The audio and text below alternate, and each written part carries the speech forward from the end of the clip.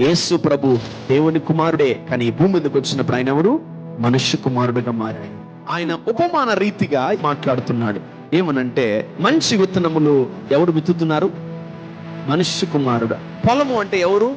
లోకము. లోకములో ఆయన విత్తుతున్నాడు. పొలములో ఆయన విత్తుతున్నాడు. లోకంలో నువ్వు ఉన్నావు, నేనున్నాను. ఈ లోకంలో ఉన్న మన జీవితంలో దేవుడు ఏం చేస్తున్నాడు? మంచి విత్తనములను విత్తుతున్నాడు. అండ్ నెంబర్ 3, మంచి విత్తనాలు రాజ్య సంబంధులు. పొలములు ఎవరు? లోకము. ఆమేన్. పురుగులు ఎవరు? దుష్ట సంబంధులు. వాటిని విత్తువాడెవరు? అపవాది. పరలోక రాజ్యం ఎవరి కొరకు అంటే సిద్ధపడిన వాళ్ళ కొరకు. So prepare your self to receive the blessing of God. ఈ గోధుమలను పొందుకోవడానికి, ఆశీర్వాదాలను పొందుకోవడానికి, దీవెనలు పొందుకోవడానికి, స్వస్థత పొందుకోవడానికి, విడుదల పొందుకోవడానికి, అన్ని పొందుకోవడానికి నువ్వేమవ్వాలా? ప్రిపేర్ అవ్వాలా.